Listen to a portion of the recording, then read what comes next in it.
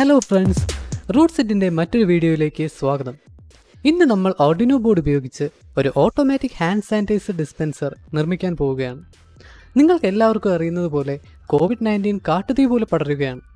എവിടെ തിരിഞ്ഞാലും നമ്മൾ കേൾക്കുന്നത് മാസ്ക് ധരിക്കുക, കൈകൾ വൃത്തിയാക്കുക, സാമൂഹിക അകലം പാലിക്കുക എന്നൊക്കെയല്ലേ. നമ്മുടെ കൈകളിലെ ദോഷകരമായ എല്ലാ അണുക്കളെയും വൈറസുകളെയും അകറ്റാനുള്ള ഏറ്റവും നല്ല മാർഗമാണ് ഹാൻഡ് സാനിറ്റൈസർ. പക്ഷേ COVID-19 ബാധിച്ച ഒരു വ്യക്തി മുമ്പ് ഉപയോഗിച്ചിരുന്ന ഒരു ഹാൻഡ് സാനിറ്റൈസർ ഹെൽത്തിയായ ഒരാൾ ഉപയോഗിച്ചാലോ? ഈ ഒരു സാഹചര്യത്തിൽ വൈറസ് പടരാൻ സാധ്യതയുണ്ട്. അതിനുള്ള ഒരു പരിഹാരം ഞാൻ നിങ്ങൾക്ക് ഈ വീഡിയോയിൽ കാണിച്ചു തരാം. ഇതുപയോഗിച്ച് സമ്പർക്കമില്ലാതെ തന്നെ ഹാൻഡ് സാനിറ്റൈസർ യൂസ് ചെയ്യാൻ നിങ്ങൾക്ക് കഴിയും. താഴെയുള്ള ലിങ്കിൽ പൂർണ്ണ വിശദാംശങ്ങളും കോഡും നിങ്ങൾക്ക് ഡൗൺലോഡ് ചെയ്യാം. വളരെ എളുപ്പത്തിൽ ചെയ്യാൻ പറ്റുന്ന ഒരു പ്രോജക്റ്റാണിത്.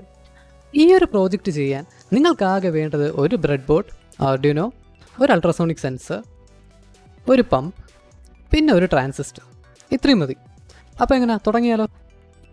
ഈ ഒരു അൾട്രാസോണിക് സെൻസർ ഉപയോഗിച്ച് നമ്മുടെ കൈയും ഹാൻഡ് സാനിറ്റൈസറും തമ്മിലുള്ള ദൂരം അളക്കുന്നു.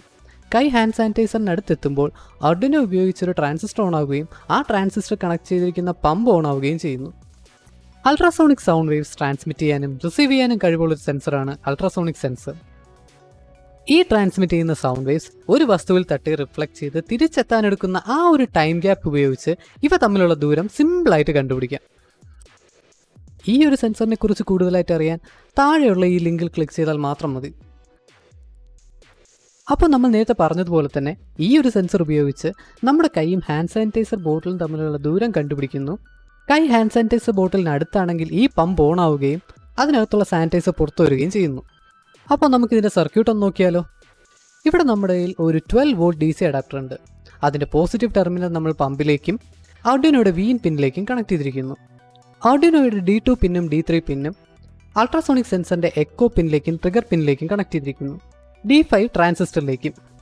ട്രാൻസിസ്റ്റർ ഓൺ ആകുമ്പോൾ പമ്പ് ഓൺ ആകുന്നു. പമ്പിൻ്റെ ട്യൂബിൻ്റെ ഒരറ്റം കുപ്പിക്കുള്ളിലേക്കും മറ്റേ അറ്റം ഫ്രീ ആയിട്ട് സസ്പെൻഡ് ചെയ്തിരിക്കുന്നു.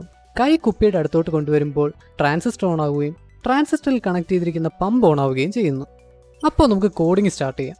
ഒരു കാര്യം കൂടി ഞാൻ പറഞ്ഞോട്ടെ, ഈ ചാനലിൽ വളരെ രസകരമായ പ്രോജക്ട്സും ട്യൂട്ടോറിയൽസും ഓരോ 3 ദിവസം കഴിയുമ്പോഴും നമ്മൾ പബ്ലിഷ് ചെയ്യും. നിങ്ങൾക്കും Arduino റോബോട്ടിക്സും എളുപ്പത്തിൽ രസകരമായി പഠിക്കാൻ താല്പര്യമുണ്ടെങ്കിൽ ഈ ചാനൽ സബ്സ്ക്രൈബ് ചെയ്ത് ബെൽ ബട്ടൺ പ്രസ് ചെയ്യൂ. ഈ കോഡ് കണ്ടാൽ തന്നെ അറിയില്ലേ ഭയങ്കര സിമ്പിളാണെന്ന്. ഇവിടെ നമ്മൾ എക്കോ പിന്നും ട്രിഗർ പിന്നും ട്രാൻസിസ്റ്ററിൻ്റെ D5 പിന്നും ഡിക്ലെയർ ചെയ്യുന്നു. അതിൻ്റെ കൂടെ തന്നെ നമ്മൾ സീരിയൽ കമ്മ്യൂണിക്കേഷനും ഇനിഷ്യലൈസ് ചെയ്യുന്നു. ഇവിടെ നമ്മൾ അൾട്രാസോണിക് സെൻസർ ഉപയോഗിച്ച് സൗണ്ട് വേവ്സ് ട്രാൻസ്മിറ്റ് ചെയ്യുകയും അത് റിഫ്ലക്റ്റ് ചെയ്ത് തിരിച്ചു വരാനെടുക്കുന്ന സമയം ഉപയോഗിച്ച് നമ്മൾ അതിനെ ഡിസ്റ്റൻസിലേക്ക് കൺവേർട്ട് ചെയ്യുന്നു. പിന്നെ ഒരു സിമ്പിൾ ഇഫ് കണ്ടീഷൻ ഉപയോഗിച്ച് ആ ഡിസ്റ്റൻസ് 3 സെൻറ്റിമീറ്ററിന് താഴെയാണെങ്കിൽ ഒരു നിശ്ചിത കാലയളവിൽ ആ ട്രാൻസിസ്റ്റർ ഓൺ ആക്കുകയും ആ ട്രാൻസിസ്റ്ററിൽ കണക്ട് ചെയ്തിരിക്കുന്ന പമ്പ് ഓൺ ആവുകയും ചെയ്യുന്നു. ഇത്രയേ ഉള്ളൂ കാര്യം. സിമ്പിൾ അല്ലേ?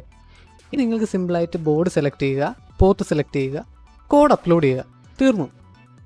ഇനി ഇതെല്ലാം കണക്ട് ചെയ്ത് കൈ ഹാൻഡ് സാനിറ്റൈസർ ബോട്ടിലിൻ്റെ അടുത്തോട്ട് കൊണ്ടുപോയി നോക്കിയേ.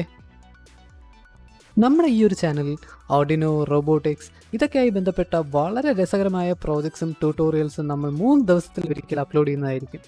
നിങ്ങൾക്ക് ഇതൊക്കെ പഠിക്കാൻ താല്പര്യമുണ്ടെങ്കിൽ, നിങ്ങൾക്ക് ഇതിനൊക്കെ ഇൻട്രസ്റ്റ് ഉണ്ടെങ്കിൽ ഉറപ്പായിട്ടും സബ്സ്ക്രൈബ് ചെയ്യുക, അടുത്തുള്ള ബെൽ ബട്ടൺ ക്ലിക്ക് ചെയ്യുക.